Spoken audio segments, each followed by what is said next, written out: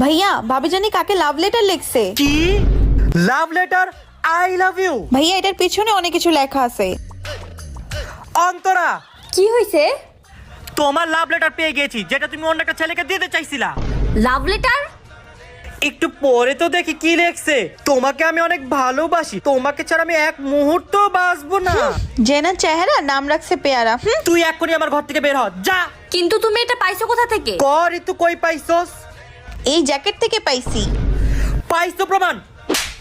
যা এক্ষুনি বের হ। এই, তুমি আমার ব্যাগ নিয়ে কেন যাচ্ছ?